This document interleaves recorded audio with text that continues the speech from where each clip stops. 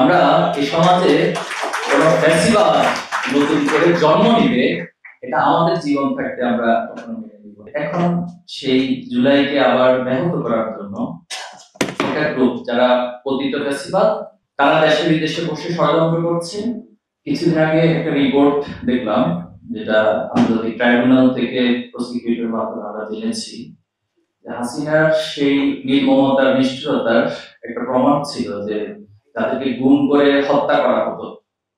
তার একজন অফিসার ছিল, সে যখন এই কিলিং মিশনে গিয়ে কোন একজন ব্যক্তিকে হত্যা করতো, হত্যা করার পর তার মাথা থেকে যে রক্তের পিঙ্কি বের হতো এবং মগজগুলো বের হতো, সে সেই মগজ এবং পিঙ্কি ধরে একটি আনন্দের অনুভূতি সে অনুভব করতো।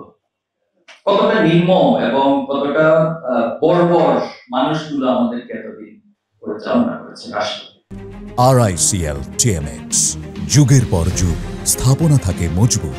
আমি আজকের এই বইকে শুধুমাত্র বই বলবো না, বলবো এটি বিগত সময় ফ্যাসিবাদের একটি দালিলিক প্রমাণ হিসেবে কাজ করবে।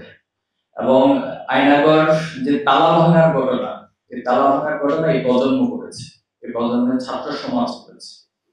এই প্রজন্মের দীর্ঘদিনের কষ্ট ছিল মনের মধ্যে, তারা প্রত্যেকটা জুলুম নির্যাতনকে দেখতো, আমরা দেখতাম, আমরা ধৈর্য যেভাবে ধারণ করতাম, পাশাপাশি আমরা আমাদের মনে সাহস সঞ্চার করতাম, আমরা শক্তিগুলোকে সঞ্চয় করতাম।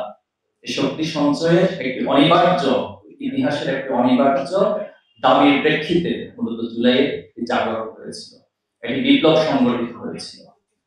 কিন্তু দুঃখজনক হচ্ছে এখন সেই জুলাইকে আবার ব্যাহত করার জন্য একটা গ্রুপ যারা পতিত ফ্যাসিবাদ তারা দেশে বিদেশে বসে ষড়যন্ত্র করছে। আবার তাদের যারা বিগত সময়ে ফ্যাসিবাদ হয়ে ওঠার ক্ষেত্রে সহযোগিতা করেছে, কিছু কালচারাল ফ্যাসিস্ট, কিছু ইনস্টিটিউশনাল ফ্যাসিস্ট, তারা সেই ষড়যন্ত্রগুলোতে তাদেরকে সহযোগিতা করছে। তো এই জায়গাতে এসে আমরা যেটা বলতে চাই যে এই প্রজন্ম যথেষ্ট সচেতন।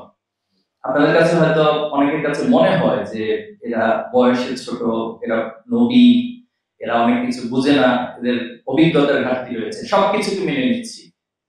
কিন্তু একটি জায়গায় এসে যে আমরা এই প্রজন্ম অন্যায়কে কখনো সহ্য করবো না।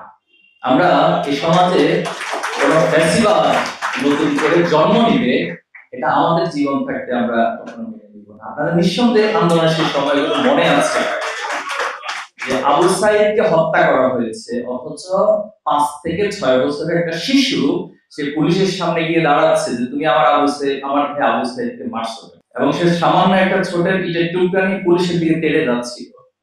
এই প্রজন্মকে আপনারা কি দিয়ে থামাবেন? এই জন্য আমি অনুরোধ করবো সবার প্রতি, রাষ্ট্রের প্রতি, যারা এখানে সরকারের সিদ্ধান্ত গ্রহণের ক্ষেত্রে ভূমিকা রাখেন, রাষ্ট্রের অগ্রযাত্রার অগ্রগামীতে ভূমিকা রাখবেন, এই প্রজন্মের মুখের ভাষা, মনের ভাষা, সকল ভাষাগুলোকে আপনারা অনুধাবন করার চেষ্টা করবেন এবং রাষ্ট্রকে সঠিকভাবে পরিচালনার জন্য ভূমিকা রাখবেন। আমরা এই প্রত্যাশা রাখছি। এবং আজকে এই বইয়ের জন্য আমি সম্মানিত লেখককে আন্তরিক অভিনন্দন, কৃতজ্ঞতা জানাচ্ছি। আমি বিশ্বাস করি এই বই আগামী প্রজন্মের কাছে খুনি হাসিনা, ফ্যাসিস্ট হাসিনার যে নির্মম নির্যাতন, নিষ্ঠুরতা, এই দলিলগুলো প্রজন্ম যুগ যুগ ধরে স্মরণ করবে এবং ভবিষ্যতে কাউকে ফ্যাসিস্ট হয়ে উঠতে দিবে না ইনশাআল্লাহ।